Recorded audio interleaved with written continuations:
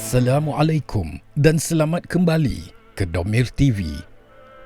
Suatu ketika dahulu, seorang lelaki telah bertanya kepada pemikir besar dari Mesir, Dr. Muhammad Imarah, dengan pertanyaan yang seperti mengejek. Dia bertanya, "Saya dengar anda ingin syariat Islam ini diterapkan.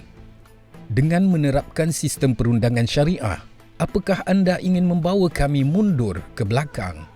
Pertanyaan bernada sinis dan mengejek itu dijawab oleh Dr. Imarah dengan cara yang amat menarik untuk diteliti. Beliau menjawab, "Ke belakang yang macam mana yang anda maksudkan? Apakah ke belakangnya seperti 100 tahun yang lalu, saat Islam menguasai sepertiga dunia selama 500 tahun? Atau maksud anda lebih jauh ke belakang lagi, di mana dinasti Mamluk menyelamatkan dunia dari ganasnya serangan Mongol dan Tatar? Atau lebih jauh lagi ke belakang, saat dinasti Abbasiyah menguasai separuh dunia? Atau ke belakang sebelumnya di mana dinasti Umayyah, atau sebelumnya lagi zaman Umar ibn Khattab menguasai banyak kawasan di dunia ini? Atau di masa Khalifah Harun al-Rashid, saat mengirim surat ke Kaisar Imperium Romawi masa itu, Nakfur, dengan kata-kata, "Ini surat dari Harun al-Rashid, Amirul Mukminin kepada Nakfur, Qalbi Rum," yang bermaksud Nakfur, anjing Rom? Atau ke belakang, waktu Abdurrahman ad-Dakhil bersama pasukannya berhasil menaklukkan Italia dan Perancis? Atau maksud anda ke belakang dalam bidang keilmuan, ketika ulama-ulama Islam seperti Ibn Sina, Al-Farabi, Al-Khwarizmi, Ibnu Jarir, Ibn Rushd, Ibn Khaldun dan lainnya mengajarkan dunia Arab dan dunia Barat tentang ilmu kedokteran, farmasi, arkitektur, ilmu falak dan sastra? Atau ke belakang maksud anda dalam hal kehormatan, hak asasi dan keadilan, seperti ketika seorang Yahudi kafir menyerang seorang Muslimah hingga terlepas baju abayahnya sampai dia menangis histeria? Maka Khalifah Al-Mu'tasim mengirim ribuan pasukan untuk membalas apa yang dilakukan oleh orang Yahudi itu.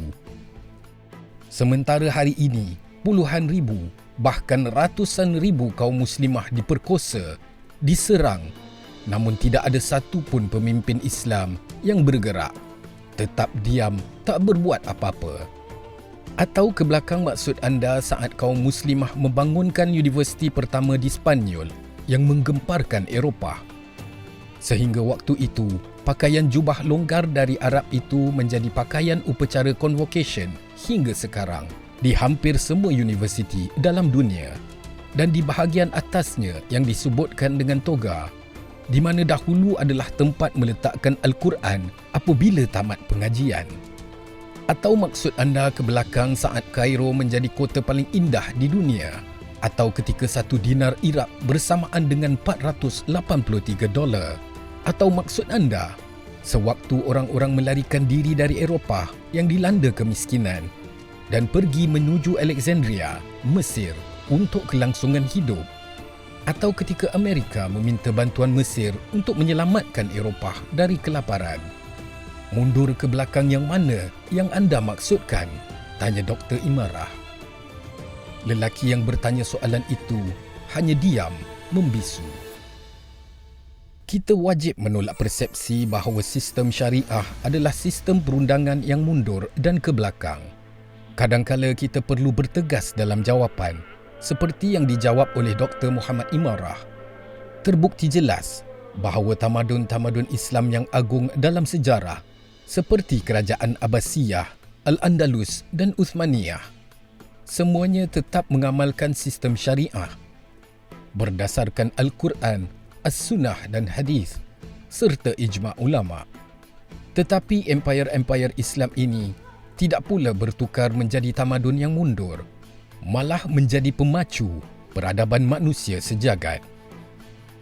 Sebagai langkah permulaan, kita perlu menyediakan asas yang tegap bagi memastikan bahawa peradaban yang kita bina ini akan terus kukuh.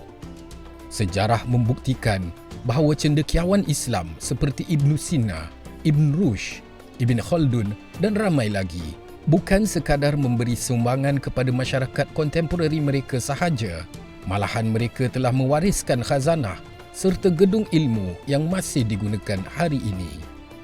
Mereka ini dikenali sebagai polymath, bermaksud mereka bukan hanya mempunyai kepakaran dalam satu bidang, tetapi memiliki kepakaran pelbagai dimensi. Budaya mencari ilmu menerusi pendidikan berterusan perlu disebar luas dan dipraktikkan oleh semua golongan termasuklah pemerintah, para ulama, pelajar dan intelektual Muslim. Tamadun Baghdad dan Andalusia menjadi contoh nyata bagaimana ilmu yang bersepadu mampu menyumbang ke arah pembangunan tamadun Barat dan Timur. Peradaban Islam pada masa-masa kejayaan dan keemasannya telah memenuhi dunia Islam dengan cahaya ilmu yang menghiasi rumah-rumah, masjid-masjid, sekolah-sekolah dan forum-forum.